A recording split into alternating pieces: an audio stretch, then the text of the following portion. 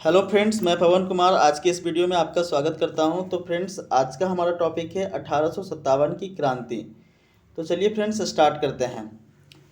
तो 1857 की क्रांति का आज हम लोग देखेंगे स्वरूप, कारण क्या था, प्रारंभ कहां से हुआ, इसका विस्तार कहां कहां था और असफलता का कारण, और साथ में परिणाम को समझेंगे। उससे पहले फ्रेंड्स कुछ हम महत्वपूर्ण बिंदु को देख लेते हैं जो कि एग्जाम के पॉइंट ऑफ व्यू से इम्पोर्टेंट है। जैसे कि 1857 की क्रांति के समय ब्रिटेन के प्रधानमंत्री कौन थे? तो पामस्टन। वहीं भारत में गवर्नर जनरल कौन थे? तो लॉर्ड कैनिंग। और मुगल सम्राट कौन थे? तो बहादुर शाह द्वितीय। विद्रोह को दबाने के लिए कौन से अंग्रेज सेनापति ने प्रयास किया? तो कैंपबेल। और इस विद्रोह का प्रतीक क्या था? तो कमल रोटी। तो चलिए फ्रेंड्स स्टार्ट करते हैं सारे स्वरूप को फिर कारण को। तो सबसे पहले हम लोग कारण को देखेंगे। कारण को देखते हैं फ्रेंड्स। तो 1857 की क्रांति के कई कारण थे, जिसमें से कुछ प्रमुख इस प्रकार से हैं, जैसे राजनीतिक कारण, आर्थिक कारण, सामाजिक धार्मिक कारण, सैनिक कारण और तात्कालिक कारण। पहले देखते हैं राजनीतिक कारण। तो राजनीतिक कारण में मुख्य रूप से लॉर्ड डलहौजी का हड़प नीति आता है। और लॉर्ड डलहौजी का हड़प नीति के तहत किसी भी राज्य को कुशासन के नाम पे, वहाँ पे शासन ठीक ढंग से वहाँ का सूबेदार अथवा नवाब नहीं कर रहा है तो उसको अंग्रेजी साम्राज्य में मिला लिया जाएगा। तो ये कुशासन के नाम पे राज्य हड़प नीति जो है वो मुख्य कारण रहता है इस विद्रोह का। वहीं दूसरा बात करते हैं आर्थिक कारण। तो जैसा कि आपको फ्रेंड्स पता है कि कई प्रकार की भू राजस्व व्यवस्था अंग्रेजों के द्वारा लाया गया ताकि अधिक से अधिक धन लूटा जा सके, जैसे रैयतवाड़ी व्यवस्था, उसके बाद महालवाड़ी व्यवस्था और इस्तमरारी व्यवस्था। और साथ में कई कई प्रकार का टैक्स में वृद्धि किया गया, उद्योगों का पतन हो गया और अकाल के दौरान में भी टैक्स की वृद्धि की गई।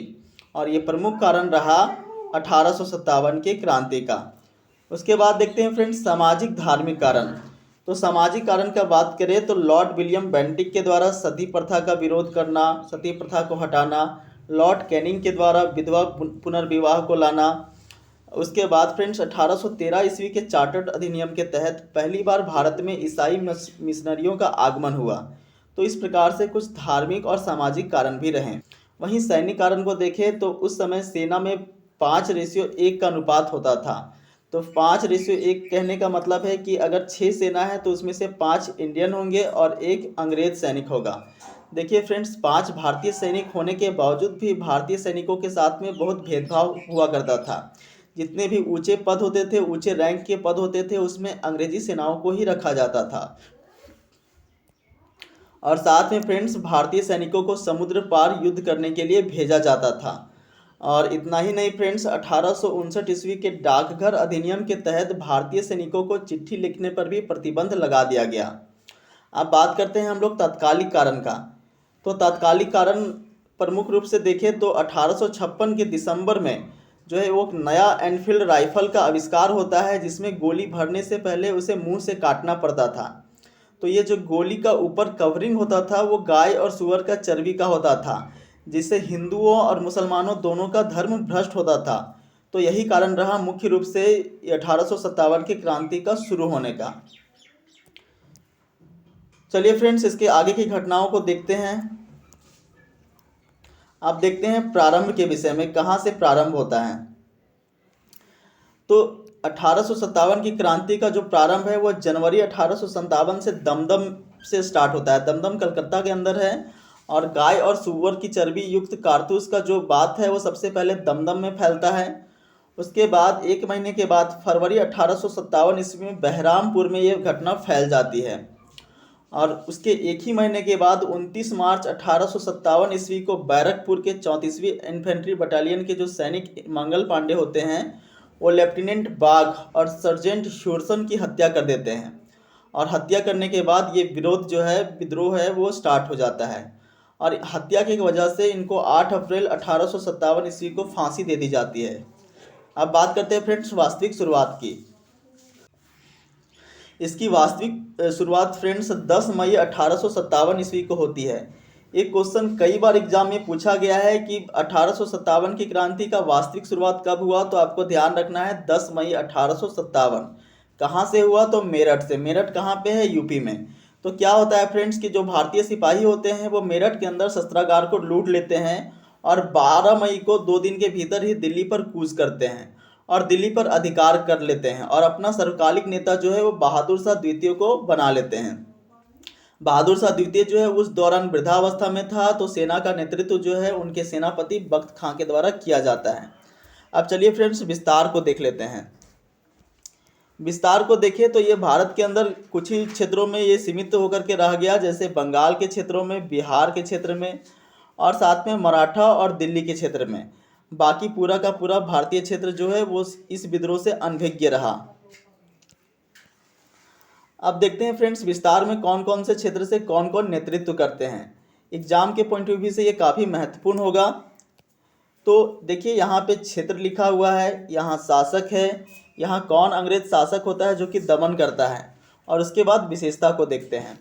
तो दिल्ली से देखते हैं फ्रेंड्स, दिल्ली से कौन विद्रोह कर रहा था, बहादुर शाह द्वितीय, और इसका दमन कौन अंग्रेज करता है, तो निकोलस हडसन।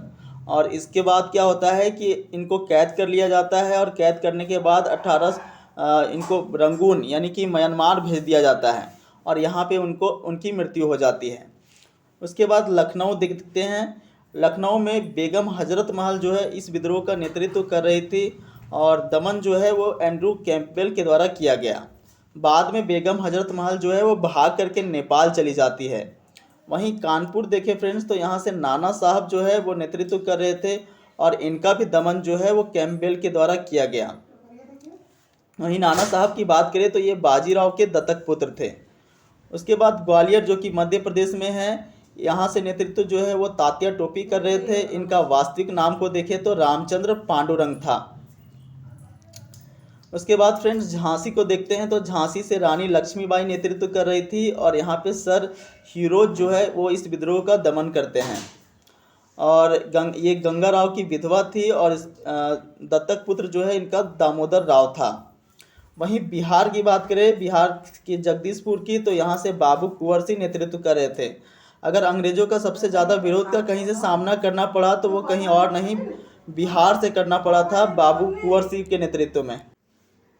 और यहाँ फ्रेंड्स विद्रोह का दमन जो है वो विलियम टेलर के द्वारा किया गया।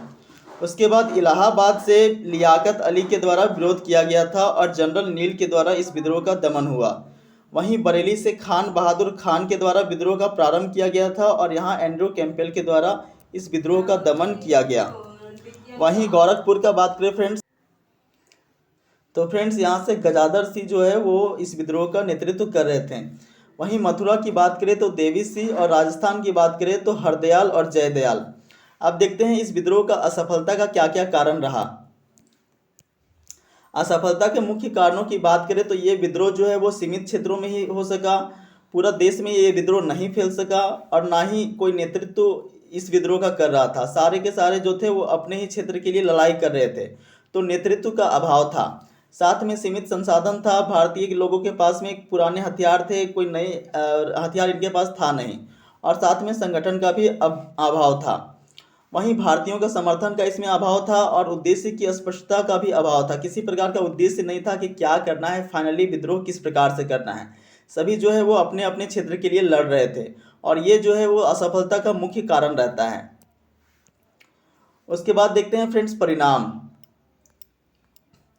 परिणाम बात करें तो जुलाई 1858 ईस्वी में ये विद्रोह जो है वो पूर्ण रूप से दबा दिया जाता है और इसके बाद जो है कुछ महत्वपूर्ण परिणाम बाहर निकलते हैं, जैसे कंपनी ईस्ट इंडिया कंपनी का शासन समाप्त हो जाता है और भारत का जो शासन है वो क्राउन के द्वारा किया जाने लगता है।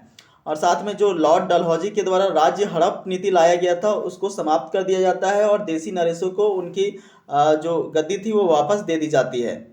और साथ में सेना में बदलाव किया जाता है और सेना में जहां पहले 5:1 था, 5 भारतीय सैनिक और 1 अंग्रेज सैनिक रहता था, अब वो स्थिति को बदल दिया जाता है और 2 भारतीय सैनिक और 1 अंग्रेज सैनिक को रखा जाता है, क्योंकि विद्रोह करने के लिए तो भारतीय सैनिक ही थे ना फ्रेंड्स।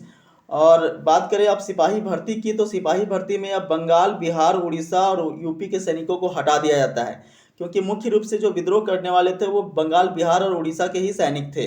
और अब सैनिकों में केवल गुरखा और सिख को रखा जाता था। वहीं बाद में भारत सचिव का पद का गठन किया जाता है, जिसमें टोटल 15 मंत्री होते हैं। अब देखते हैं इसका स्वरूप को देखें फ्रेंड्स, तो कई लोगों ने इसे सैनिक विद्रोह कहा है, कई ने इसे स्वतंत्रता संग्राम कहा है। तो देखते हैं कि कौन कौन से ऐसे इतिहासकार और अंग्रेज रहे हैं जो कि इन्हें सैनिक विद्रोह कहते हैं, जबकि कोई इन्हें स्वतंत्रता संग्राम कहते हैं। तो देखिए फ्रेंड्स, धर्मांधों का ईसाइयों के विरुद्ध युद्ध जो है वो रीज ने कहा है। वहीं बर्बरता अथवा सभ्यता के बीच युद्ध जो है वो टी.आर. होम्स ने कहा है। वहीं हिंदू मुस्लिम षड्यंत्र की बात करें तो ऑट्रम और टेलर ने कहा है। सैनिक विद्रोह की बात करें तो लॉरेंस और सीले ने कहा है। वहीं देखिए फ्रेंड्स, ये काफ़ी इंपॉर्टेंट है, आपके एग्जाम में ये आता है, ना प्रथम स्वतंत्रता संग्राम, ना राष्ट्रीय आंदोलन और ना ही स्वतंत्रता संग्राम, ये किसने कहा है? तो आर.सी. मजूमदार ने कहा है। वहीं सैनिक विद्रोह जो है वो दुर्गादास और सर सैयद अहमद खान ने कहा है। अब देखते हैं कि कौन कौन इसे स्वतंत्रता संग्राम कहता है। तो देखिए फ्रेंड्स, स्वतंत्रता संग्राम की बात करें तो प्रथम स्वतंत्रता संग्राम जो है वो बी.डी. सावरकर कहते हैं। उसके बाद सुनियोजित स्वतंत्रता संग्राम जो है वो बी.डी. सावरकर ही कहते हैं। ये दोनों काफ़ी इम्पोर्टेंट है, आपका एग्जाम में यहाँ से प्रश्न बनता है कि प्रथम स्वतंत्रता संग्राम 1857 की विद्रोह को कौन कहा है? तो बी.डी. सावरकर। उसके बाद राष्ट्रीय विद्रोह, देखिए एक अंग्रेज भी हैं जो कि इसको राष्ट्रीय विद्रोह कहते हैं, जिनका नाम है डिज़रायली, और अशोक मेहता ने भी इन्हें राष्ट्रीय विद्रोह की संज्ञा दी है। तो यहाँ से कुछ महत्वपूर्ण क्वेश्चन बन जाते हैं फ्रेंड्स। प्रथम स्वतंत्रता संग्राम, सुनियोजित स्वतंत्रता संग्राम किसने कहा है? तो बी.डी. सावरकर ने कहा है। ना प्रथम स्वतंत्रता संग्राम, ना राष्ट्रीय आंदोलन और ना ही स्वतंत्रता संग्राम किसने कहा है? तो आर.सी. मजूमदार ने कहा है। और फ्रेंड्स, इस तरह से हमारा ये वीडियो ख़त्म होता है। आज का हमारा मूल टॉपिक क्या रहा? 1857 की क्रांति। इसका हमने स्वरूप को देखा, कारण को देखा, असफलता के कारण को देखा, इसका विस्तार को हमने देखा। तो फ्रेंड्स, इस प्रकार से ये वीडियो हमारा समाप्त होता है। आज का वीडियो आपको कैसा लगा कमेंट सेक्शन में ज़रूर बताएं। अपने दोस्तों के साथ में शेयर करें, हमारे चैनल को सब्सक्राइब कर लें। धन्यवाद दोस्तों पूरा वीडियो देखने के लिए।